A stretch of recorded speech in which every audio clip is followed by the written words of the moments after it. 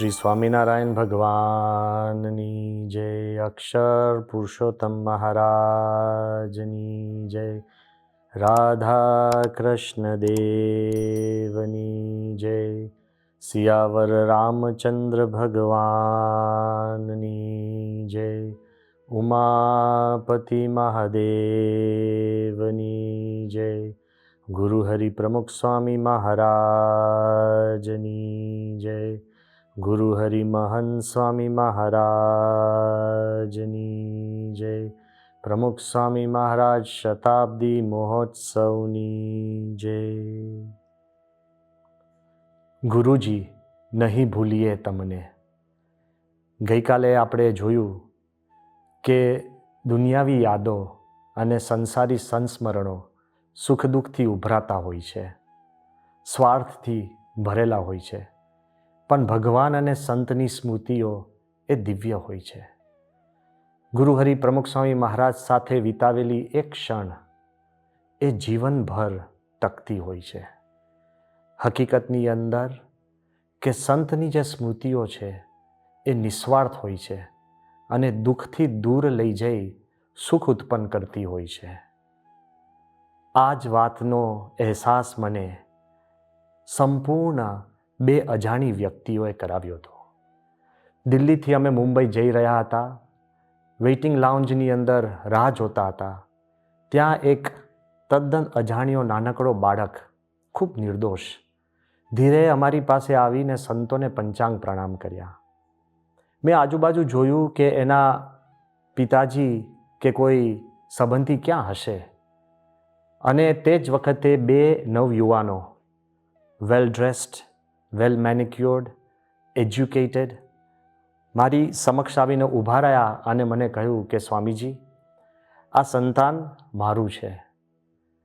રાજી થઈને અમે કીધું કે એને ખૂબ સંસ્કાર આપ્યા છે.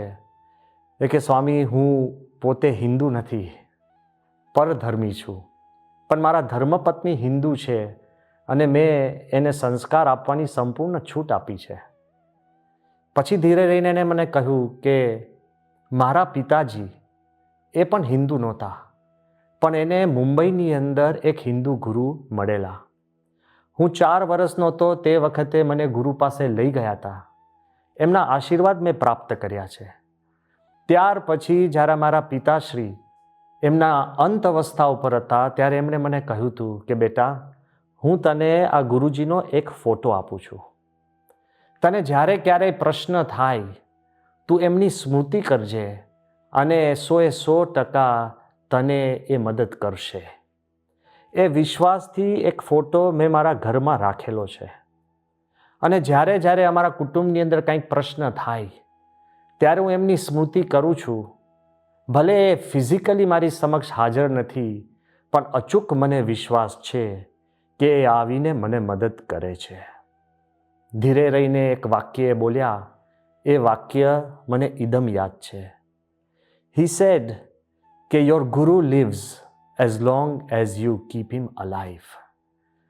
જો ગુરુ તમે સાચા અર્થમાં ગુરુ માનતા હો તો એ જ્યાં સુધી તમે તમારી યાદોમાં ગુરુને જીવંત રાખો છો ત્યાં સુધી એ ગુરુ જીવંત જ છે.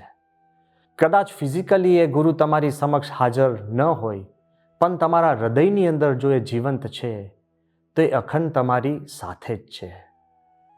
સાચા ગુરુ ક્યારેય જતા નથી અને સાચા શિષ્ય ક્યારેય ડગતા નથી. આ વાત અને આ એક વિચાર છે, પણ એ વિચારનો પુરાવો આપણે ડૉક્ટર એપીજે અબ્દુલ કલામના જીવનમાં જોઈ શકીએ છીએ. જ્યારે એક વખત અતિ ઉત્સાહમાં આવી અને અતિ ભાવથી જ્યારે પોતે પ્રેસિડેન્ટ હતા ત્યારે એમણે પ્રમુખ સ્વામી મહારાજને વિનંતી કરી હતી કે સ્વામીશ્રી, આપ સંતોને લઈને રાષ્ટ્રપતિ ભવનમાં પધરામણી કરો. હું આપ સર્વે માટે ભોજનનું આયોજન કરીશ. તે વખતે સ્વામીશ્રીએ એકદમ ભાવથી કલામ સાહેબને કહ્યું હતું કે હું તમને એક ઉપાય શીખવું કે જ્યારે તમે મને રાષ્ટ્રપતિ ભવનમાં યાદ કરશો ત્યારે અમે ત્યાં હાજર રહીશું. જ્યારે આપ અમને યાદ કરશો તે વખતે અમે ત્યાં હાજર થઈશું. હવે આ વાતનો મર્મ તો જ્યારે એમને ટ્રાન્સેન્ડન્સ પુસ્તક લખી ત્યારે અમને જાણવા મળ્યું. તેઓ લખે છે કે જ્યારે 2007માં યુરોપિયન પાર્લામેન્ટમાં કલામ સાહેબનું પ્રવચન હતું અને પ્રવચન એટલું અદ્ભુત રહ્યું કે સૌએ એમને સ્ટેન્ડિંગ ઓવેશન આપ્યું. તે વખતે કલામ સાહેબે આ પુસ્તકની અંદર નોંધ્યું છે કે મેં પ્રમુખ સ્વામી મહારાજનો વિચાર કર્યો હતો. સૌ કોઈ મારી વાહ વાહ કરતા હતા, but little did they new that it was પ્રમુખ સ્વામી મહારાજ હુ વોઝ સ્પીકિંગ થ્રુ મી. કે જ્યારે જ્યારે મેં પ્રમુખ સ્વામી મહારાજને યાદ કર્યા છે ત્યારે એ હાજર થયા છે.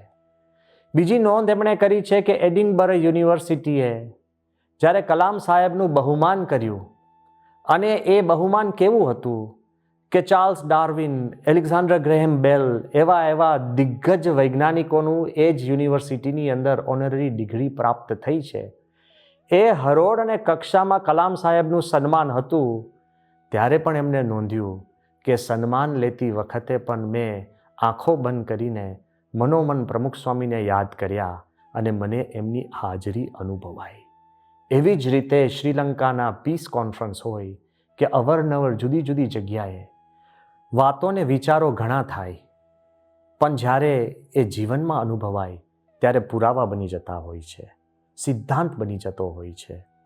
આ સિદ્ધાંતની રૂએ Pramukh Swami Maharaj continues to live in the hearts and minds of millions of people. તેમણે પોતાના દેહના બંધનથી દૂર થઈ સૌ કોઈના હૃદય કમળમાં બિરાજમાન થયા છે અને જીવંત રહે છે. Anybody who met Pramukh Swami Maharaj once or even more than once, કોઈ એક વાર મળ્યા હોય કે અનેક વાર મળ્યા હોય, પણ એ ક્યારેય પ્રમુખ સ્વામી મહારાજને ભૂલી શકતા નથી. પણ એક વિચાર માંગી લે છે કે જ્યારે વ્યક્તિગત સ્મૃતિઓ કે વ્યક્તિગત સ્મરણો એ ગમે તેટલા દિવ્ય હોય, પણ જ્યારે વ્યક્તિ વિલીન થાય છે ત્યારે સંસ્મરણો અને સ્મૃતિઓ પણ વિલીન થઈ જાય છે. એની વૈશ્વિક અસર કોઈ હોતી નથી. પણ જ્યારે વ્યક્તિગત સ્મૃતિ હોય કે સિદ્ધિ હોય કે સાધના હોય કે વ્યક્તિગત કોઈ સદ્ગુણ હોય અને એ સિદ્ધાંત બની જાય છે, ત્યારે એની અસર વૈશ્વિક થતી હોય છે. અત્યાર સુધી ચંદ્ર પર પહોંચવું એક સ્વપ્ન હતું, પણ 1969ની અંદર જ્યારે અમેરિકાના એસ્ટ્રોનોટ્સ ચંદ્ર પર પહોંચ્યા ત્યારે બરાબર it was a national achievement, એક રાષ્ટ્રીય સિદ્ધિ હતી. છતાં પણ એ ગ્લોબલ સેલિબ્રેશનમાં ફરી વળી. રાષ્ટ્રીય સિદ્ધિ પણ એની ઉજવણી વૈશ્વિક થઈ, કારણ કે ચંદ્ર પર જવું એક સ્વપ્ન, એના ઉપરથી ઘણા નવા સ્વપ્ના રચાવા લાગ્યા, એક સિદ્ધાંત બની ગયો. માઉન્ટ એવરેસ્ટ ઉપર ચડવું એ પણ એક પડકાર હતો. પણ 1953ની અંદર સર એડમંડ હિલરી અને નોર્ગે તેંગસિંગ જ્યારે માઉન્ટ એવરેસ્ટ ઉપર ચડ્યા ત્યારે બરાબર એ લોકોની પોતાની એક વ્યક્તિગત એક પડકાર હતો અને વ્યક્તિગત સિદ્ધિ હતી, પણ સમગ્ર માનવ માત્રએ તેની ઉજવણી કરી. It is an inspiration for the whole of mankind when something goes beyond a personal achievement. તેવી જ રીતે જ્યારે વિજ્ઞાનની અંદર 1687ની અંદર આઇઝેક ન્યૂટને પ્રિન્સિપિયા મેથેમેટિકા કહેતા કે laws of gravity, laws of motion, એ જ્યારે એની એક પુસ્તક જ્યારે એણે બહાર પાડી, ત્યાં સુધી બધા ગુરુત્વાકર્ષણની વાતો બધી વિચારોમાં હતી, પણ જ્યારે પુરવાર કરીને એક સંશોધન જ્યારે બહાર પાડ્યું ત્યાર પછી એ આખું સંશોધન એ વૈશ્વિક બની ગયું. એમ મૂલ્યોની વાત તો ઘણી બધી શાસ્ત્રમાં લખી છે. દરેક ધર્મ પુરુષો મૂલ્યોની વાત કરતા જ હોય છે, અને સત્ય, અહિંસા, દયા, બ્રહ્મચર્ય ક્યાં કોઈએ સાંભળ્યા નથી. પણ ગાંધીજીએ એક અહિંસાનો મૂલ્ય પોતાના જીવનમાં ચરિતાર્થ કર્યો, અને ક્યાં સુધી કે એને વ્યવહારમાં લાવી અને એનો ઉપયોગ કર્યો, તો અત્યારે અહિંસાનો એ જે ગુણ એ વૈશ્વિક બની ગયો છે, અને એના આધારે ઘણી બધી કેમ્પેન્સ અને આંદોલનો ઊભા થયા છે. એમ પ્રમુખ સ્વામી મહારાજનું જીવન એ વ્યક્તિગત તો સૌ કોઈને સ્પર્શ્યું છે, પણ પ્રમુખ સ્વામી મહારાજની રચના, પ્રમુખ સ્વામી મહારાજની સદભાવના, પ્રમુખ સ્વામી મહારાજની શ્રદ્ધા, પ્રમુખ સ્વામી મહારાજની સેવા અને પ્રમુખ સ્વામી મહારાજનો સંદેશ એ એવા વૈશ્વિક બની ગયા છે કે આજે ધ હોલ વર્લ્ડ સેલિબ્રેટ્સ, કે એની અસર છે કે સંપૂર્ણ વિશ્વ સુધી એ પહોંચી છે. એના કારણે આજે આપણે વિચાર કરવો જોઈએ કે yes, people can't forget Pramukh Swami Maharaj, but the world won't forget Pramukh Swami મહારાજ. પ્રમુખ સ્વામીની રચના વૈશ્વિક હતી. વારંવાર આપણે વાતો કરીએ છીએ અને વાતો સાંભળીએ છીએ કે ભારતનો ભવ્ય વારસો, પણ એ વારસો સેંકડો વર્ષ પુરાનો હતો. અત્યારે શું? જ્યારે આપણે વિશ્વ તરફ દ્રષ્ટિ કરીએ છીએ ત્યારે આપણને જૂની જૂની સંસ્કૃતિઓએ કેવો વારસો આપ્યો છે. ઇજિપ્તમાંથી પિરામિડ્સ, ચાઇનામાં ચીનની દિવાલ, અંકુરવાટ કેમ્પુચિયામાં, ગ્રીક ટેમ્પલ્સ, રોમન કોલોઝિયમ અને ઇંગ્લેન્ડની અંદર સ્ટોનહેન્જ, આવી જુદી જુદી રચનાઓ અને જુદા જુદા મોટા મોટા મોન્યુમેન્ટ્સ આપેલા છે. પણ અત્યારના યુગની અંદર આવી કોઈ રચના થઈ છે ખરી? વામદેવ શાસ્ત્રી કહેતા કે ડેવિડ ફ્રોલી, જે બહુ જ મોટા ઇન્ડોલોજિસ્ટ, આર્કિયોલોજિસ્ટ, એન્થ્રોપોલોજિસ્ટ, સારામાં સારા વિચારક અને લેખક છે, તેમણે પોતાની બુદ્ધિથી એક વાત કરી કે પ્રમુખ સ્વામી મહારાજનો મહિમા તો આજે નહીં, હજારો વર્ષ પછી સમગ્ર વિશ્વને સમજાશે. કેમ? કે 12મી સદી પછી કોઈએ પણ ભવ્યાતિ ભવ્ય મંદિરોની જો રચના કરી હોય અને સુંદર ઓથેન્ટિક કાર્વિંગ સહિત, તો એ પ્રમુખ સ્વામી મહારાજ છે. એ એક નહીં, બે નહીં, 15, 20, 30 પણ અક્ષરધામ જેવા ભવ્યાતિ ભવ્ય મંદિરો. અને આગળ ઉપર એ વાત કરે છે કે એની અસર શું છે, કે જ્યારે આજે આપણે સંસ્કૃતિનો અભ્યાસ કરવા માંગીએ છીએ તે વખતે આપણે કોઈક જગ્યાએ ખોદકામ કરીએ અને કંઈક અવશેષો નીકળે તો આપણે કહીએ કે આ અવશેષો આ યુગના, આ કાળના છે. એવા જ અવશેષો કદાચ 100 ફૂટ દૂર નીકળે તો આપણને લાગે કે આ અવશેષોમાં જે રચના થઈ હતી આ 100 ફૂટના સ્ક્વેર એરિયામાં છે. એવા જ અવશેષો, એવી જ ઈંટો એ આપણને 100 કિલોમીટર દૂર મળે તો માણસને સમજાય કે અહીંના તે વખતના જે રાજા હશે કે જે રૂલર હશે એને એવી રચના કરી હશે કે આખા ગામો વસાવ્યા હશે. એવી જ રીતે મોહેંજો-દરો અને જુદી જુદી સંસ્કૃતિઓનું મૂલ્યાંકન થઈ રહ્યું છે. એ કે વિચાર કરો, હજારો વર્ષ પછી જ્યારે ભવિષ્યના લોકો પુરાતન સંસ્કૃતિની અંદર ઊંડા ઉતરશે અને અક્ષરધામના અવશેષો દિલ્હીમાં મળે, એવા જ અક્ષરધામના અવશેષો ગાંધીનગરમાં મળે, એવા જ મંદિરના અવશેષો લંડનમાં મળે, એવા જ અવશેષો સિડનીમાં મળે, આબુધાબીમાં મળે, અમેરિકામાં મળે, તે વખતે વિશ્વ વિચાર કરશે કે આ પ્રમુખ સ્વામી મહારાજ કોણ હતા કે જેમણે એવી રચનાઓ કરી કે હજારો વર્ષ સુધી ટકી અને સમગ્ર વિશ્વને આચ્છાદિત કરી. યુ મસ્ટ અન્ડરસ્ટેન્ડ કે સ્વામીશ્રીની રચના એ કેવળ સંપ્રદાય પૂરતી નથી, એ કેવળ ધર્મ પૂરતી નથી. It is a revival of art and culture. આ જ્યારે વિચાર કરીએ ત્યારે ખબર પડે કે સ્વામીએ જે કાર્ય કર્યું છે એ કેવળ વ્યક્તિગત નથી, વિશ્વ એને ભૂલી શકે એમ નથી. ડેવિડ ફ્રોલી કહે છે કે અત્યાર સુધી પ્રમુખ સ્વામી મહારાજે મંદિરો કર્યા એ ઇન્સ્પિરેશનલ, પ્રેરણાદાયી હતા. અક્ષરધામ જેવા 2 નમૂન મંદિરો કરીને હી મેડ ધેમ જેનરેશનલ, કહેતા કે પેઢીઓ સુધી એ ટકશે. અને હવે આબુધાબીમાં જે મંદિર થઈ રહ્યું છે ઇટ ઇઝ સિવિલાઇઝેશનલ. એ સભ્યતાઓને નજીક લાવે છે, સંસ્કૃતિને નજીક લાવે છે, એ વિશ્વની સંસ્કૃતિમાં કંઈક ઉમેરો કરે છે. પ્રમુખ સ્વામી મહારાજે મંદિરો જે કર્યા છે એ કેટલા સ્વીકૃત છે, કેટલો આદર પામ્યા છે કે જ્યારે 2012માં ઇંગ્લેન્ડની અંદર લંડન ઓલિમ્પિક્સ ઉજવવાની હતી તે વખતે ઓલિમ્પિક્સના સુવેનિયર મેડલ માટે ઇંગ્લેન્ડના નામાંકિત બિલ્ડિંગોની પસંદગી કરવામાં આવી. એમાં બ્રિટિશ પાર્લામેન્ટ હોય, ધ ટાવર બ્રિજ હોય, બકિંગહામ પેલેસ હોય, એવા જુદા જુદા સ્થળોનું સિલેક્શન કરવામાં આવ્યું. પણ એ બ્રિટિશ બિલ્ડિંગની અંદર પણ લંડનનું સ્વામિનારાયણ મંદિર એ સિલેક્ટ થયું ઓલિમ્પિક સુવેનિયર મેડલ માટે. સમગ્ર બ્રિટન આ મંદિર માટે ગર્વ લે કે it is a beautiful addition to the skyline of London. અને એકલો ગર્વ નહીં, પણ ગરિમા સાથે એનું વર્ણન કરે. જ્યારે રિચર્ડ બ્રાન્સન, સાહસિક ઇન્ડસ્ટ્રીયલિસ્ટ, લંડનનું મંદિર જોવા આવ્યા અને એની સુંદરતા અને ભવ્યતા જોઈ એ બોલી ઉઠ્યા કે આ કેટલું દિવ્ય અને સુંદર અને ભવ્ય છે કે કદાચ કોઈની કલ્પનામાં ન હોય, પણ કદાચ બ્રિટન એવો નિર્ણય લે કે તમામ ભારતીયો બ્રિટન છોડીને જતા રહે, તો પણ મને નથી લાગતું they will be able to touch this temple because it is so beautiful and so all encompassing. એવી સુંદર રચના પ્રમુખ સ્વામી મહારાજે કરી છે કે સમય એને સ્પર્શી નહીં શકે અને કોઈ પણ પ્રકારના કુવિચાર પણ એને અડી નહીં શકે. આવી રચનાઓ પ્રમુખ સ્વામીએ કરી છે. That is why the world will not forget him. આવી રચનાઓ પાછળ પણ પ્રમુખ સ્વામી મહારાજની જે ભાવના અને શ્રદ્ધા હતી એ કંઈક અલગ જ હતી.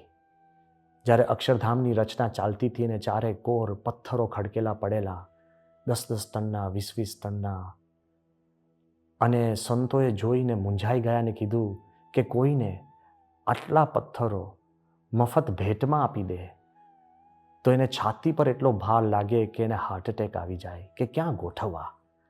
તે વખતે પ્રમુખ સ્વામી મહારાજ સહજતાથી બોલ્યા કે આટલા બધા પથ્થરો બારે છે, પણ મારી છાતી ઉપર એક કાંકરીનો ભાર નથી. કેમ? કારણ કે અક્ષરધામમાંથી જેમ ગંગા યમુનાનો અવિરત પ્રવાહ હોય, એમ શાસ્ત્રી મહારાજ, યોગીજી મહારાજ અને ભગવાન સ્વામિનારાયણના આશીર્વાદ આવ્યા જ કરે છે, આવ્યા જ કરે છે. સ્વામીશ્રીની જે શ્રદ્ધા હતી ને એ કંઈક જુદી હતી. બીજો જે મુદ્દો છે એ વિશ્વ ક્યારે ભૂલી નહીં શકે એ પ્રમુખ સ્વામી મહારાજની દિવ્ય શ્રદ્ધા. જ્યારે ભગવાનમાં આપણી શ્રદ્ધા સાચી હોય અને સત્ય આધારિત હોય, ત્યારે આપણા જીવનની અંદર સમભાવ અને સમાદર પ્રગટે છે. When you love your God, you love one and all. પ્રમુખ સ્વામી મહારાજને તમામ ધર્મો, તમામ ધર્મ પુરુષ માટે અને તમામ શ્રદ્ધાળુઓ માટે એક જ સરખો પ્રેમ હતો. આ વાત કરવી બહુ સહેલી છે, પણ એને જીવનમાં અપનાવી અઘરી છે. 2000ની સાલની અંદર યુનાઇટેડ નેશનમાં જ્યારે મિલેનિયમ પીસ કોન્ફરન્સ થયો, 2000 ધાર્મિક વડાઓ ત્યાં હાજર હતા. દેશ દેશથી, ખૂણે ખૂણેથી બધા પધારેલા. તે વખતે સૌ કોઈએ પ્રવચનો કર્યા, પણ પ્રમુખ સ્વામીએ જે વાત કરી એ અનોખી અને જુદી હતી. સ્વામીએ કહ્યું કે અત્યારે આપણે એકબીજા સાથે ડાયલોગ કહેતા કે સંવાદ કરવા ભેગા થયા છે કે તમામ ધર્મ માટે આદર રાખવો જોઈએ, તો આપણે આપણો સંવાદ અહીં પૂરતો રાખવો ન જોઈએ, પણ આપણે પણ આપણા અનુયાયી જોડે પણ એવો જ સંવાદ કરવો જોઈએ. ઘણા લોકો જાહેરમાં જુદું બોલે અને પોતાના શિષ્યો આગળ એ વાત જુદી કરે, પણ સરખી હોવી જોઈએ. ત્રીજો ડાયલોગ આપણે ખુદ આપણી જાત જોડે કરવો જોઈએ. શું હકીકતમાં આપણે એ માનીએ છીએ કે દરેક ધર્મને, દરેક ધર્મ પુરુષને એકબીજા માટે સમ આદર અને સંભાવ હોવો જોઈએ? We should have 3 dialogues, one with ourselves, one with our followers, and one with other religious leaders. આ જે સત્યતાના આરે પ્રમુખ સ્વામી મહારાજે જે શ્રદ્ધા ને તાવી હતી, એનો અનુભવ એમના જીવનમાં જોવા મળે. ઇન 1999 જ્યારે પ્રમુખ સ્વામી મહારાજ ઇઝરાયલ પધાર્યા અને જેરુસલેમની અંદર વીપિંગ વોલ કહેતા કે યહૂદીઓનું એક મુખ્ય ધાર્મિક સ્થળ છે, ત્યાં પ્રમુખ સ્વામી દર્શનાર્થે પધાર્યા. ત્યાં ઘણા બધા યહૂદીઓ આશ્ચર્યચકિત થઈ ગયા, કારણ કે આ પહેલા હિન્દુ સંત હશે એ એમના ધાર્મિક સ્થાને આવેલા. સ્વામીશ્રીએ જોયું કે દરેક લોકો કંઈક ચિઠ્ઠીમાં લખીને એ નાની મોટી એ પથ્થરોની અંદર તરાડ હોય એની અંદર ચિઠ્ઠી મૂકતા હતા. પૂછતા ખબર પડી કે અહીંયા આગળ સૌ કોઈ પોતાની પ્રાર્થના લખીને એ ભગવાન સુધી પહોંચે એની માટે એ તિરાડની અંદર નાખતા હતા. સ્વામીએ ઠાકોરજી પાસેથી એક પીળું પુષ્પ લઈ અને સ્વામીએ પથ્થરની તરાડ વચ્ચે નાખ્યું થોડી વાર પછી બીજું પીળું પુષ્પ લઈ એ પણ પધરાવ્યું. જ્યારે આગળ ઉપર પ્રમુખ સ્વામીને પૂછવામાં આવ્યું કે સ્વામી, આપે કઈ પ્રાર્થના કરી? હિન્દુ ધર્મનું તો સ્થાન નહોતું, અન્ય ધર્મનું એ ધાર્મિક સ્થાન હતું, ત્યાં આપે કઈ પ્રાર્થના કરી? ત્યારે જે સહજ ભાવથી પ્રમુખ સ્વામી બોલ્યા, સ્વામી કહે કે આ શ્રદ્ધાનું સ્થાન છે. અમે એક પ્રાર્થના કરી કે અહીંયા જેણે જેણે પ્રાર્થના કરી છે તો હે ભગવાન, એ પ્રાર્થના આપ પૂરી કરજો. તો બીજું પુષ્પ શેની માટે હતું? સ્વામીએ કહ્યું કે હવે પછી જે કોઈ પ્રાર્થના કરે એ પણ ભગવાન આપ પૂરી કરજો. આઈ વોન્ટ ટુ આસ્ક યુ, અત્યારે વિશ્વમાં આવા કેટલા ધર્મગુરુઓ હશે કે અન્ય ધર્મના ધાર્મિક સ્થળે જઈને પણ આવી ઉદાર પ્રાર્થના કરી શકે કે એના ધાર્મિક અનુયાયીઓની પણ શ્રદ્ધા વધે. This was the nature of પ્રમુખ સ્વામી, કે પોતે પોતાની શ્રદ્ધામાં દ્રઢ હતા, પણ એ સાચી શ્રદ્ધા હતી. એટલે કોઈની જોડે હરીફાઈમાં નહીં, કોઈની જોડે કોઈ અંતરથી વેરભાવ નહીં, કોઈ ભેદભાવ નહીં, આવી પવિત્રતા હતી. વિશ્વના અનેક ધર્મો જ કેવળ નહીં, પણ નાના મોટા તમામ સંપ્રદાયનું પ્રમુખ સ્વામી મહારાજે પોષણ કર્યું છે. પરિમલ નથવાનીજી વારંવાર એક વાત કરે છે કે જ્યારે દ્વારકાધીશનું છત્ર બદલવાનું હતું અને એ છત્ર પૂજ્ય ડોંગરેજી મહારાજના હસ્તે મુકાયેલું હતું, પણ બદલવાનું થયું ત્યારે એમના અંતરની અંદર દ્વિધા અને સંકોચ હતો. પ્રમુખ સ્વામી મહારાજ પાસે એ ગયા અને પ્રમુખ સ્વામીએ અતિ પ્રેમથી એમને માર્ગદર્શન આપ્યું કે આપ સારું કામ કરો છો, ભગવાનનું કામ કરો છો, એટલે દિલથી એ છત્ર બદલો. પોષણ કર્યું છે. અંબાજી મંદિરના જ્યારે સુવર્ણ કળશ થતા હતા ત્યારે પ્રમુખ સ્વામીના નજીકના એક ભક્તને સ્વામીએ જ કહ્યું કે સુવર્ણ કળશની સેવા આપ કરજો. એવી જ રીતે અમદાવાદના સુપ્રસિદ્ધ મંદિર કર્ણમુક્તેશ્વરનો જ્યારે જીર્ણોદ્ધાર થતો હતો ત્યારે રાજેશભાઈ શાસ્ત્રી અને કાર્યકરો સહિત પ્રમુખ સ્વામી મહારાજ ત્યાં પધારી અને વિધિમાં જોડાયા હતા. એવી જ રીતે રામશિલા, જ્યારે રામશિલાનું આયોજન થયું 1989, પ્રમુખ સ્વામી મહારાજે રક્ષાબંધનના દિવસે પ્રથમ રામશિલાનું પૂજન કરી અને સમગ્ર ગુજરાત અને ભારતની અંદર રામશિલાનું જે આયોજન થયું એમાં પણ પ્રમુખ સ્વામીએ પહેલ કરીને આશીર્વાદ આપેલા. કોઈ પણ સંપ્રદાય હોય, કોઈ પણ દેવદેવતા હોય, કોઈ પણ ભક્ત હોય, એ તમામની શ્રદ્ધાનું જે સ્વામીએ પોષણ કર્યું છે એ વિશ્વ ક્યારેય ભૂલી શકશે નહીં. એ પછી બરોડાના સુરસાગરમાં 111 ફૂટ ઊંચી શિવજીની મૂર્તિ પધરાવવાનું હોય, કે પછી કેશોદનું મંદિર હોય, કે પછી નર્મદામાં ડૂબમાં જનારા મંદિરોનું રીલોકેશન હોય, કે પછી સાબરમતી નદીની અંદર વિવિધ નદીઓના પાણી લઈને પૂજન કરવાનું હોય, પ્રમુખ સ્વામીએ સૌ કોઈની શ્રદ્ધા વધારી છે અને સૌ કોઈની શ્રદ્ધાનું પોષણ કર્યું છે. તેથી જ ડૉક્ટર એપીજે અબ્દુલ કલામ કહેતા હતા કે વિશ્વના ધર્મ દરેક સુંદર છે, પણ એ નાના નાના ટાપુઓ જેવા છે. પ્રમુખ સ્વામી મહારાજ એક પુરુષ છે, એ સુંદર સેતુ બનીને તમામ ધર્મોને એક સ્તર ઉપર લાવી શકે અને કનેક્ટ કરી શકે એવી પ્રમુખ સ્વામી પાસે દિવ્યતા અને શ્રદ્ધા છે. ત્રીજો જે મુદ્દો છે એ વિશ્વ ક્યારેય ભૂલી નહીં શકે એ પ્રમુખ સ્વામી મહારાજના સદ્ગુણો. ગુણો શાસ્ત્રમાં તો લખેલા હોય છે અને કથા વાર્તામાં પણ હોય છે અને વારંવાર એના ઉપર પુસ્તકો લખાતા હોય છે, પણ એ ગુણોને જીવનમાં ચરિતાર્થ કરવા એ વૈશ્વિક અસર પહોંચાડે છે. જ્યારે ડૉક્ટર એપીજે અબ્દુલ કલામે ટ્રાન્સેન્ડન્સ પુસ્તક લખ્યું અને એમણે જ આ પ્રસંગ અમને કહ્યો હતો કે એ પુસ્તક એમના ટેબલ પર હતું અને એક મૌલવી ત્યાં આવ્યા, એક ક્રિશ્ચિયન પાદરી અને એક બુદ્ધિસ્ટ સંત. એ ત્રણના મનની અંદર એક વિચાર રમતો હતો કે કલામ સાહેબ, આપ એક મુસલમાન થઈને તમે હિન્દુ ગુરુ પર પુસ્તક કઈ રીતે લખ્યું?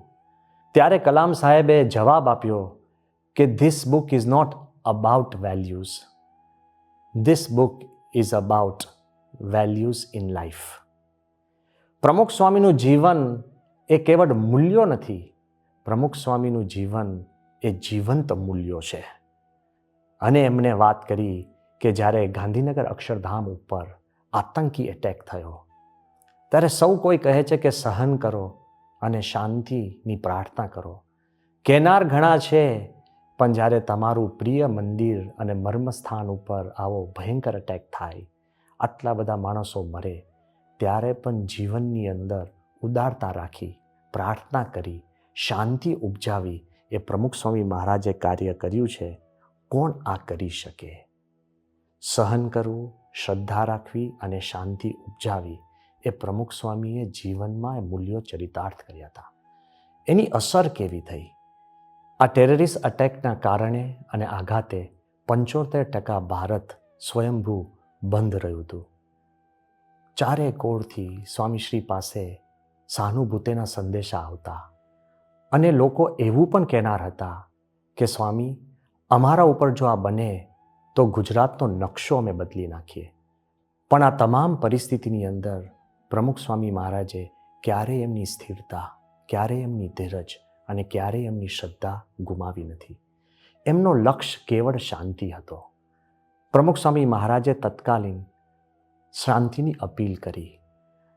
સીધા આવીને હોસ્પિટલમાં જે ઇન્જર્ડ હતા એ સૌને સ્વામીશ્રી મળીને આશ્વાસન આપ્યું. સૌ મૃતાત્મા માટે તો પ્રાર્થના કરી અને ઈજાગ્રસ્ત માટે પણ પ્રાર્થના કરી. પણ વિશ્વભરમાં કોઈ જગ્યાએ આતંકવાદ થાય નહીં, કોઈને આતંકવાદના વિચાર આવે નહીં, કોઈ આતંકવાદી બને નહીં, એવી પ્રાર્થના સ્વામીએ જ્યાં આતંકવાદી મરી ગયા હતા ત્યાં પણ સ્વામીએ કરી. હકીકતની અંદર પ્રમુખ સ્વામી મહારાજે પુનઃ અક્ષરધામ ખુલ્લું મુકાય એની માટે પણ શ્રદ્ધાથી સૌને હિંમત આપી અને પ્રાર્થના સભા પણ જ્યારે ગોઠવી ત્યારે હજારોની મેદની વચ્ચે કોઈ પ્રવચન નહીં, કોઈ ભાષણબાજી નહીં, કોઈ સૂત્રોચ્ચાર નહીં, પણ કેવળ પ્રાર્થના. પ્રમુખ સ્વામીના મનમાં શાંતિ સિવાય કોઈ બીજો વિચાર નહોતો. આની અસર શું થઈ કે સમગ્ર ગુજરાતની અંદર શાંતિ રહી. NSGના કમાન્ડો બ્રિગેડિયર સીતાપતિ, ઓપરેશન થંડરબોલ્ટના ઇન્ચાર્જ, એ પોતે કહે છે કે we have coined a new word, the Akshardham response in our presentation. Akshardham response અમે એક નવો શબ્દ ઉત્પન્ન થયો છે. How to face an attack with calm and peace. કોઈ પણ આવી ભયાનક પરિસ્થિતિની અંદર પણ સ્થિરતાથી અને શાંતિથી કેવી રીતના એનો પડકાર ઝીલવો, એક નવો શબ્દ કોઈન થયો છે. 2003માં હાઇડલબર્ગમાં આંતરરાષ્ટ્રીય કોન્ફરન્સની અંદર એક જર્મન સ્કોલર બોલી ઉઠ્યા, the Akshardham response will be a precedent for all future terrorist attacks on religious places. It will have to be emulated to sustain peace in the future. ભવિષ્યની અંદર કોઈ પણ ધાર્મિક સ્થળ ઉપર આતંકવાદી હુમલો થાય તો અક્ષરધામનું વલણ લેવું જરૂરી પડશે, તો જ ભવિષ્યમાં શાંતિ જળવાશે. તેથી આગળ વધીને 2004માં ન્યૂયોર્કના સેનેટર અને અમેરિકાના હોમલેન્ડ સિક્યોરિટીના ચેરમેન માઇકલ બેલ્બોની બોલી ઉઠ્યા, it is one thing to do God's work. When the temple Akshardham was attacked, Pramukh Swami Maharaj took a strong position, the hard position of bringing peace, of stopping violence and ending the cycle. This perhaps is the greatest gift and the greatest lesson anyone can give to the world. કે જ્યારે પ્રમુખ સ્વામી મહારાજનું Akshardham attack થયું તે વખતે પ્રમુખ સ્વામીએ મજબૂત પોઝિશન લીધી, શાંતિની, વેરભાવનો અંત લાવવાની. અને પ્રમુખ સ્વામી મહારાજે કદાચ આ વિશ્વને આ સૌથી મોટી ભેટ અને સૌથી મોટો સંદેશો આપ્યો છે. ધ વર્લ્ડ કાન્ટ ફોરગેટ પ્રમુખ સ્વામી મહારાજ. આ પ્રમુખ સ્વામી મહારાજની સાચી શ્રદ્ધા અને શાંતિનું વલણ, તેના ઉપર લેખો લખાયા છે.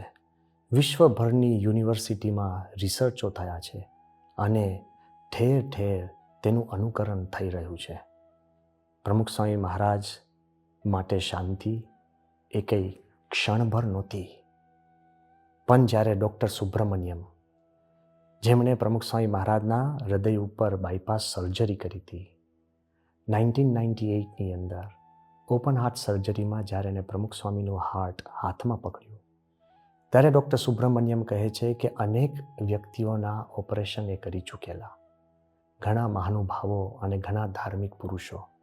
પણ when I held his heart, Pramukh સ્વામીનું હૃદય જ્યારે મેં પકડ્યું, I felt a divine descension in the operation theatre. ત્યારે ઓપરેશન થિયેટરની અંદર એક દિવ્યતા છવાઈ ગઈ. ત્યાં એમનો અનુભવ પૂરો નથી થયો. પ્રમુખ સ્વામીને શ્રદ્ધાંજલિ આપતી વખતે બોલી ઉઠ્યા કે જ્યારે પ્રમુખ સ્વામી મહારાજને ઓપરેશન કરીને જ્યારે એમની રૂમમાં લાવ્યા, ત્યારે સ્વામીશ્રી એ પોતે એનેસ્થિશિયામાં જ હતા. વાત કરવા પણ સમર્થ નહોતા અને હાથ હલાવવા પણ સમર્થ નહોતા. પણ જ્યારે હું એમની નજીક ગયો અને મેં આદરથી મારું મસ્તક નમાવ્યું, ત્યારે એ ઘેનમાં પણ પ્રમુખ સ્વામીએ હાથ ઊંચો કરીને મારા મસ્તક પર હાથ મૂક્યો. એટલી શાંતિ થઈ. તેથી જ અક્ષરધામ જોયા પછી એમણે પૂછ્યું પ્રમુખ સ્વામીને કે Swami, what is your next project? Akshardham જેવું ભવ્ય રચના કરીને પછી બીજો પ્રોજેક્ટ હોય શું? પણ તે વખતે સ્વામીએ કીધું કે સાહેબ, ભગવાનનું ભજન કરવું અને ભગવાન સ્વામિનારાયણ અમને કાયમી એક પ્રોજેક્ટ આપી ગયા છે, શાંતિનો. ઘરે ઘરે શાંતિ થાય, લોકોમાં શાંતિ થાય, બધાના મનમાં શાંતિ થાય, વિશ્વમાં શાંતિ થાય. પ્રમુખ સ્વામી મહારાજ માટે તો જાગ્રત સ્વપ્ન સુષુપ્તિની અંદર આ ગુણો ચરિતાર્થ હતા. પ્રમુખ સ્વામીની વૈશ્વિક રચના, પ્રમુખ સ્વામીની વૈશ્વિક શ્રદ્ધા, પ્રમુખ સ્વામી મહારાજના વૈશ્વિક સદ્ગુણો અને ચોથો મુદ્દો, પ્રમુખ સ્વામી મહારાજની વૈશ્વિક સેવા. સેવા તો સૌ સંસ્થા કરે છે અને સારી જ કરે છે, પણ પ્રમુખ સ્વામી મહારાજ વ્યક્તિગત પોતાના જીવનમાં સેવક તરીકે જ વર્ત્યા છે. And he also inspired the spirit of selfless service in thousands of volunteers. એવા હજારો સ્વયંસેવકોની અંદર આ સેવા ભાવના સ્વામીએ જાગૃત કરી. જો એનો કોઈ આદર્શ જોવો હોય તો કોઈ પણ ભેદભાવ વગર, કોઈ પણ સંપ્રદાય, કોઈ પણ ધર્મ, કોઈ પણ જ્ઞાતિ જાતિ, કોઈ પણ પ્રકારના ઉંમરથી લઈ નાના મોટા, ગરીબ તવંગરના ભેદભાવ વગર જો પ્રમુખ સ્વામી મહારાજે જે સેવા કરી હોય એનો એક આદર્શ અનુભવ એ 2001 ભુજના ભૂકંપ પછી. કોઈએ કહ્યું હોય અને સેવા કરી હોય, કોઈએ માંગણી કરી હોય ને માંગણી પૂરી કરી હોય, પણ કીધા પહેલાં અને માંગ્યા વગર સ્વામીશ્રીએ કાર્ય કર્યું છે. જ્યારે ભૂકંપ આવ્યો 26મી જાન્યુઆરીએ, તે વખતે તત્કાલીન ચીફ મિનિસ્ટર કેશુભાઈ પટેલે પ્રમુખ સ્વામી મહારાજને ફોન કર્યો કે સ્વામી, ભુજમાં ભયંકર ભૂકંપ આવ્યો છે. હજુ એ વાત માંડે એ પહેલાં જ પ્રમુખ સ્વામી મહારાજે કહ્યું કે સાહેબ, અમારા રસોડા શરૂ થઈ ગયા છે. બપોરથી સ્વામિનારાયણની ખીચડી શરૂ થઈ ગઈ હતી અને જોત જોતામાં પ્રમુખ સ્વામી મહારાજે સંતો અને સ્વયંસેવકોને કહ્યું કે આપ ત્યાં ભુજ પહોંચી રાહત કાર્ય શરૂ કરો. અને રાહત કામ તો કેવું કે શરૂઆતથી જ રોજના 45,000 માણસો ત્યાં જમવા પધારે. એ પછી ભૂકંપગ્રસ્ત હોય કે ભૂકંપગ્રસ્તને મદદ કરવા આવેલા સ્વયંસેવકો હોય કે આંતરરાષ્ટ્રીય સંસ્થા હોય, દરેકને પ્રમુખ સ્વામી મહારાજે જમવાના કેમ્પ શરૂ કર્યા. જ્યારે અમે ત્યાં પહોંચ્યા અને તે વખતે આપણને નામાંકિત સંસ્થાઓએ આપણને જાણ કરી કે હજુ ભૂકંપની અંદર ઘણી બધી જાનહાનિ થઈ છે, કાટમાળ ઘણો છે અને ચારેય બાજુ હજુ બધું જ અસ્તવ્યસ્ત છે. એની અંદર ગરમ રસોડું ચલાવવું એ જોખમી છે. કદાચ ગરમ રસોઈની અંદર કોઈ જીવજંતુ, માખી કે રોગચાળો, બેક્ટેરિયા કાંઈ પણ આવી જાય તો વધુ રોગચાળો થઈ શકે એમ છે. એટલે આંતરરાષ્ટ્રીય ગાઈડલાઇન્સ પ્રમાણે આપણે સૂકું અને પ્રીપેક્ડ વસ્તુ આપીએ એ હિતાવહ છે. અમે પણ ગરમ રસોડું ચાલુ રાખીને બધા થાકી ગયા હતા. કેમ? કારણ કે પાણી ક્યાંથી લાવવું, રોજનું અનાજ, રોજના ફ્રેશ શાકભાજી ક્યાંથી આવે? અમદાવાદ, રાજકોટ, વડોદરા, ચારે બાજુથી બધું આવતું હતું. આ આખું કોઓર્ડિનેશન અને એડમિનિસ્ટ્રેશન વોઝ અ ચેલેન્જ. પણ જ્યારે રાતે 11 વાગે પ્રમુખ સ્વામીને ફોન કર્યો, રોજ પ્રમુખ સ્વામી મહારાજ કલાક ફોનમાં વિધાઉટ ફેલ સંતોને સ્વયંસેવકોને હૂંફ આપે, માર્ગદર્શન આપે અને રિપોર્ટ લે. જ્યારે સ્વામીશ્રીને ફોન કર્યો ને કીધું કે બાપા, આપણને આંતરરાષ્ટ્રીય કક્ષાએ આપણને માર્ગદર્શન મળ્યું છે કે આપણે હવે ગરમ રસોડા બંધ કરીએ. મૌન રહી અને ધીરે રહીને પ્રમુખ સ્વામીએ કહ્યું કે યાદ રહે કે આપણી સગી માં હોય અને રોજ રાતે તમને ઠંડુ ખાવા આપે તો આપણને પેટ ભરાય પણ એમાં પ્રેમ ન મળે. પણ રાતના કેવળ દૂધ હુંફાળું કરીને આપણને આપે તેમાં પ્રેમ છે. અત્યારે સૌ કોઈને સેવા સાથે પ્રેમની જરૂર છે. પ્રમુખ સ્વામી મહારાજે જે સેવા કરી હતી એમાં સેવાની અંદર ભારોભાર પ્રેમ અને ભાવના હતી. એ કેવી રીતે ખબર પડે? તો જ્યારે એમને કહ્યું કે આ રસોડું તો ચાલુ રાખવાનું છે પણ બીજા તમે ઊભા કરો, તો એક જ રાતમાં 11 ન્યૂ હોટ મિલ સેન્ટર્સ, એ પછી તમે ભુજ, ખાવડા, ભચાઉ, અંજાર, ગાંધીધામ કે નાની મોટી એવી જગ્યાએ બધી જ જગ્યાએ શરૂ કર્યા. અને જાણ એટલા માટે કરું છું કે આખા ગરમ રસોડાના આયોજનની અંદર લગભગ 1.8 મિલિયન કહેતા કે 18 લાખ માણસોને પ્રમુખ સ્વામી મહારાજે જમાડ્યા છે. પણ એટલું જમાડવાની વાત નહોતી. સ્વામીએ ઉમેર્યું. સ્વામી કે એકની એક રસોઈ, એકની એક વાત રોજ કરે તો એમાં એને ઉત્સાહ ન આવે. એટલે રોજનું રોજ તમે નવું મેન્યુ કરો. આ કંઈ પાર્ટી કે લગ્ન નહોતા. ભલે 2 કે 3 જ આઈટમ હોય, રોજ તમે નવું કરો તો લોકોને એવું ના લાગે કે અમે રાહત એક કેમ્પની અંદર ફસાઈ ગયા છે. અમારી માટે પણ પ્રેમથી રોજનું નવું થઈ રહ્યું છે.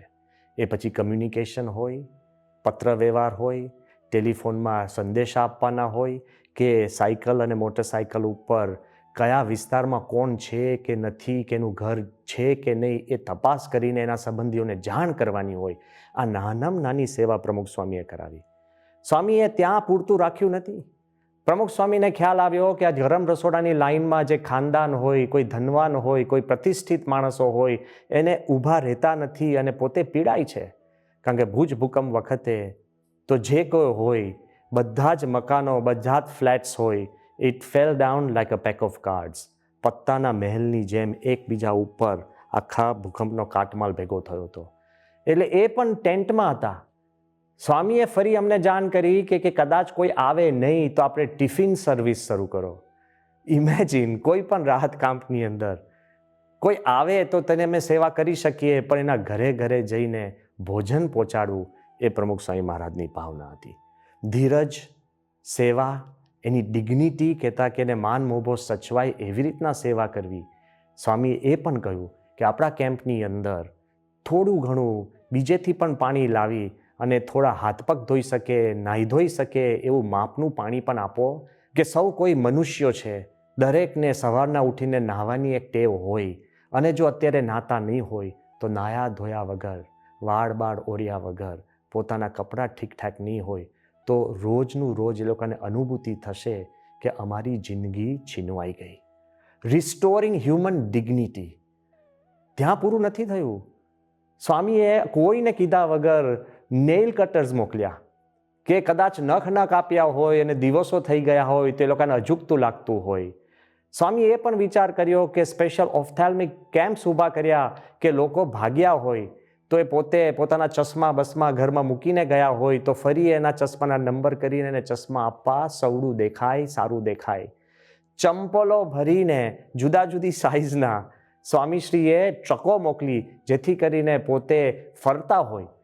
વિચાર તો કરો, સેવા એકલી સેવા નહોતી પણ રેસ્ટોરેશન ઓફ હ્યુમન ડિગ્નિટી. આગળ ઉપર ટીન ટેન્ટ સિટી સ્વામીએનું આયોજન કર્યું. એની અંદર પણ હજારો લોકો, સેંકડો કુટુંબો ત્યાં શાંતિથી રહેવા લાગ્યા. ટેન્ટની અંદર સ્કૂલો શરૂ કરી અને આ બાજુ સંતો સ્વયંસેવકો દ્વારા 407 ભૂકંપગ્રસ્ત ગામોની અંદર રોજની 18 ટ્રક ભરીને રિલીફ મટીરિયલ કહેતા કે જે કાંઈ જરૂરિયાત હોય ત્યાં પહોંચે. એકવાર સ્વામીશ્રીને ખબર પડી કે અમે રોજ બ્લેન્કેટ આપતા હતા, કારણ કે એ ઠંડીનો મોસમ અને બહારે બહુ ઠંડી. અમે જ નિયમ કર્યો હતો કે વ્યક્તિ દીઠ 1 બ્લેન્કેટ આપવી, કારણ કે એક આપો તો ઝાઝી સંખ્યાને પ્રાપ્ત થઈ શકે. અને તે વખતે સ્વામીશ્રીએ અમને પૂછ્યું કે ભાઈ તમે ક્યાં રહો છો? અમારે તો એક નાનું બિલ્ડિંગ હતું જે ભૂકંપમાં તૂટી નહોતું ગયું, એના અંદર અમે સંતો છૂટક છૂટક રહેતા હતા. અમે કહ્યું કે બાપા અમે તો બિલ્ડિંગમાં રહે. સ્વામી કહે કે લોકો ક્યાં રહે છે? અમે કીધું કે બાપા ટેન્ટમાં. સ્વામી કે આપ સૌ પણ તમારા બિસ્તરા પોટલા લઈ અને ટેન્ટમાં જાઓ. સહાનુભૂતિ. જેવા અમે ટેન્ટમાં ગયા ને ત્યારે ખબર પડી કે 1 બ્લેન્કેટ પૂરતી નહોતી. તમે સેવા પણ કરો અને અપૂરતી કરો અને સહાનુભૂતિથી ન કરો, તે અપૂરતી લાગે છે. બીજે દિવસથી જેણે માંગી હોય કે ભાઈ મારે 2 બ્લેન્કેટ જોઈએ છે, ઠંડી લાગે છે, ને 2 આપતા થયા. It was not about numbers, it was not about quantity, it was about the quality of seva. Pramukh સ્વામી મહારાજે તમામ પ્રકારે પોતે જ ધ્યાન રાખીને આ સેવા યજ્ઞ આખો કરાવ્યો હતો.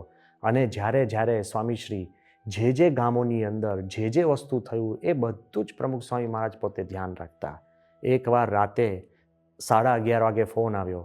સંપૂર્ણ ભુજ આરામમાં હતું. ભૂકંપગ્રસ્તો પણ પોતે પોતાના ટેન્ટમાં આરામમાં હતા અને કલેક્ટરના બિલ્ડિંગની અંદર પણ લાઇટો બંધ હતી.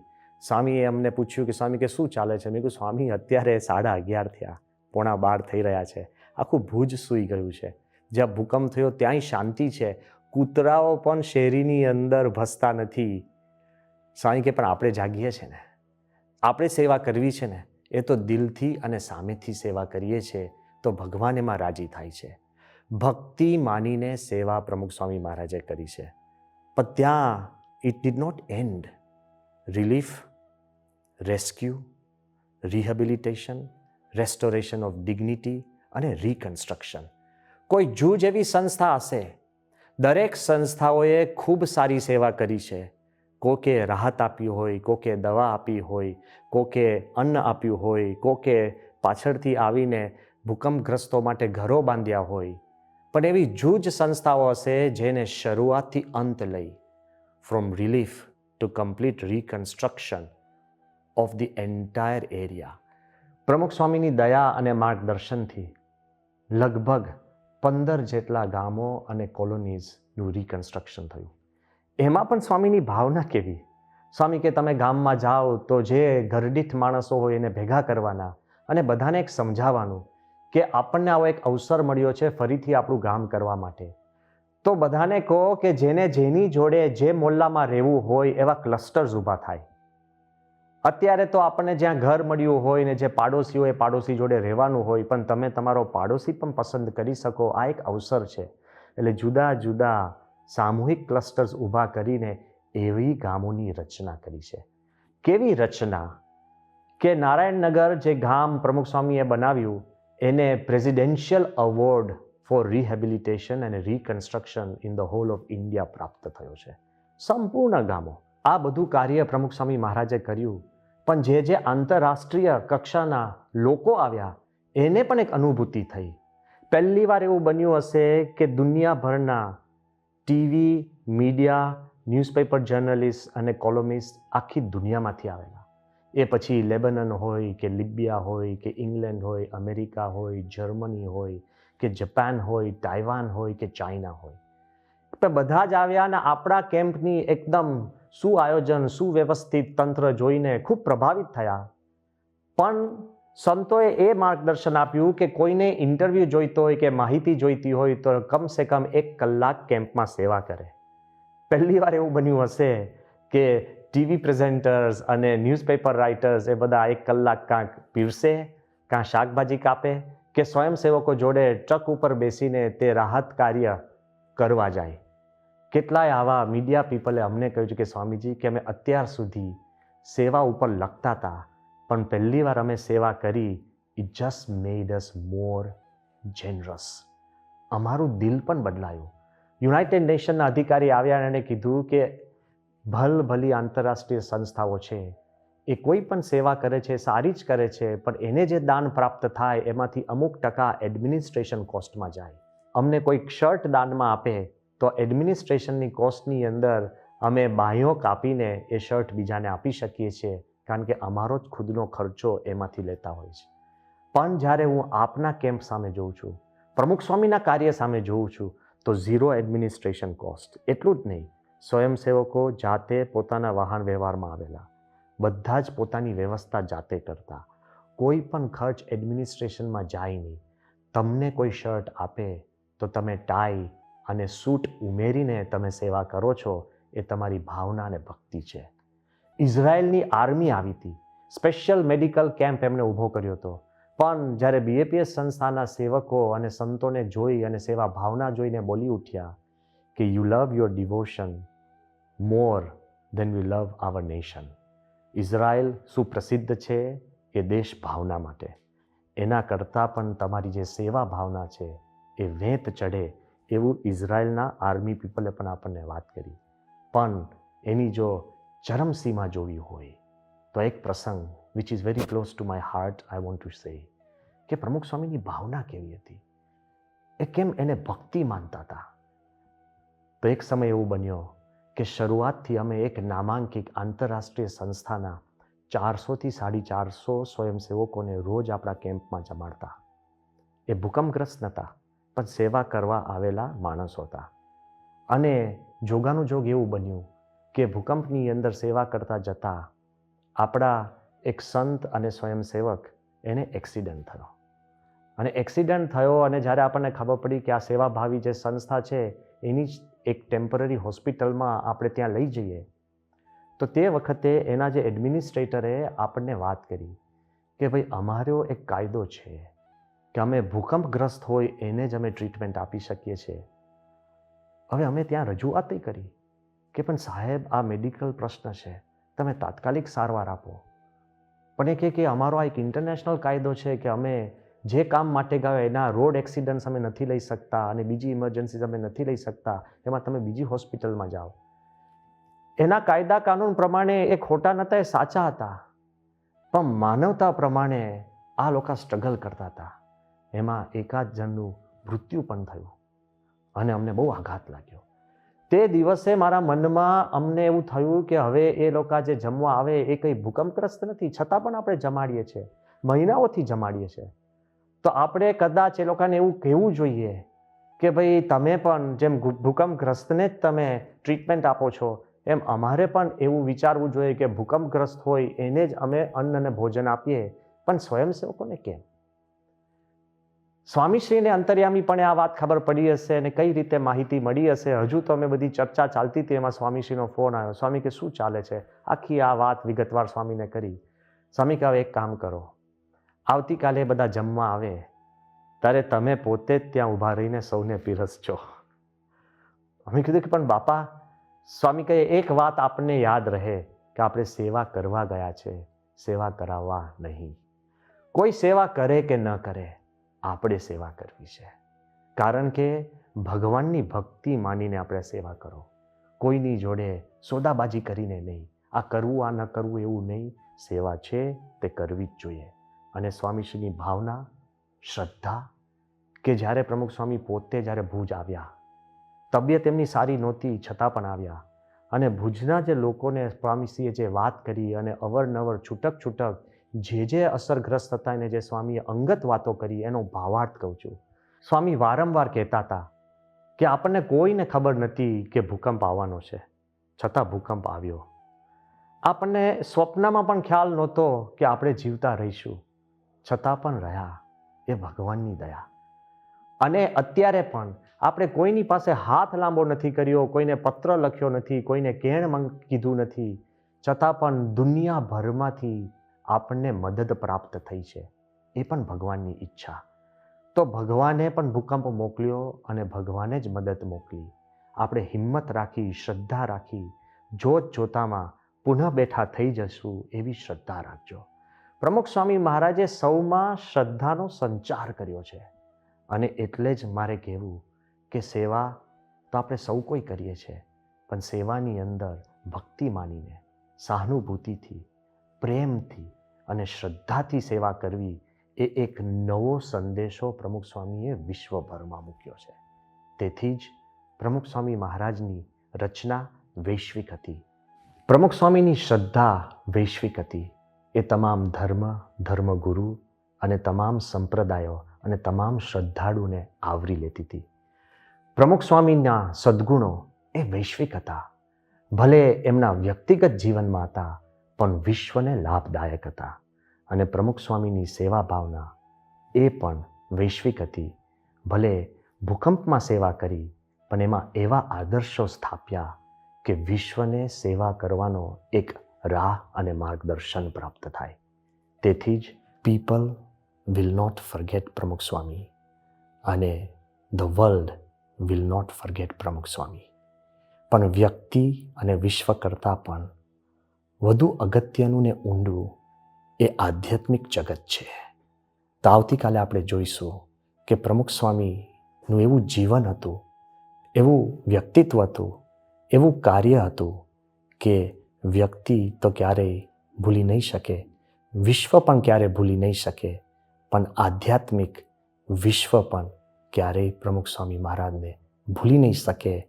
હી not only redefined the meaning of religion, but he refined the quality of spirituality. Shri Swaminarayan ભગવાનની જય. આવી વધુ કથા સાંભળવા શ્રવણમાલા ચેનલને સબસ્ક્રાઇબ કરો.